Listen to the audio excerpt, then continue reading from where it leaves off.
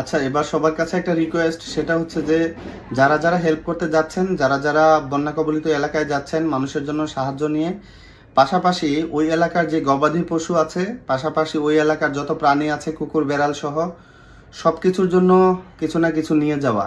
কারণ হচ্ছে যে মানুষের জন্য সবাই মানুষকে নিয়ে চিন্তা করতেছে, কিন্তু ওই এলাকার যে গবাদি পশু, ওই এলাকার যে অন্য প্রাণী যেগুলো আছে, এগুলোর কথা কিন্তু কেউ চিন্তা করতেছে না। আপনার শুকনা খাবার এটা সেটা এগুলো সব মানুষকে দেওয়া যাচ্ছে, মানুষকে দিচ্ছে, কিন্তু হচ্ছে যে ওখানে যে আরো অনেক প্রাণী আছে তারা কিন্তু খাবার পাচ্ছে না। তো এবার যেন এই ভুলটা না হয়, এবার মানুষের পাশাপাশি যেন ওই এলাকার যে গবাদি পশু, ওই এলাকার যে অন্য প্রাণী যেগুলো আছে সেগুলোর পাশেও যেন আমরা দাঁড়াতে পারি।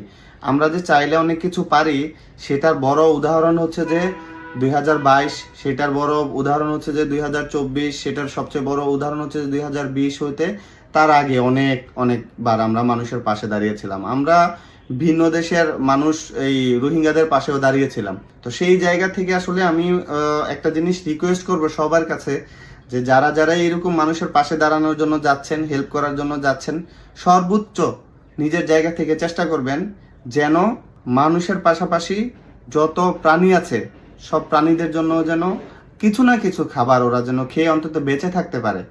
আর যদি সম্ভব হয় ওই এলাকার যে প্রাণী যদি কিছু রেস্কিউ করে নিয়ে আসতে পারেন, তাহলে তো অন্তত কিছু প্রাণ বাঁচলো।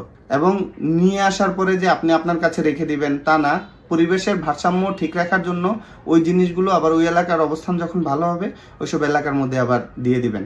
আপনি যদি প্রয়োজন এরকম হয় যে আপনি অনেকগুলো নিয়ে এসেছেন, এগুলোকে খাওয়ানো দাওয়ানো রাখা, এই মানে রাখার জায়গাটা যদি আপনি দিতে পারেন, একটা বদ্ধ জায়গা যদি রাখার জায়গা দিতে পারেন, একটা বাউন্ডারির ভিতরে, খাওয়ার টোটাল ব্যবস্থা আমরা করব, শুধু আপনি রাখবেন।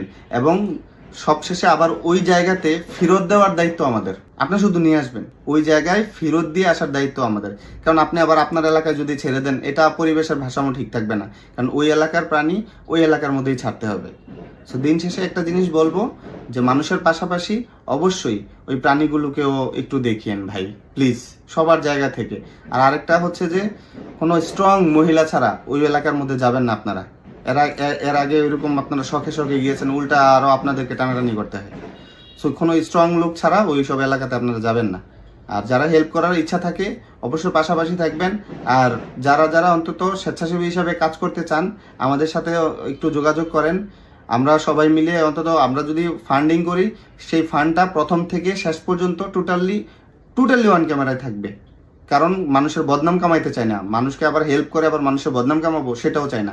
হেল্প করব নিজের সর্বোচ্চ দিয়ে, নিজের সবাইকে নিয়ে করার চেষ্টা করব, এবং দিন শেষে এটা টোটালি অন ক্যামেরায় রেখে পাই টু পাই হিসাব দেব।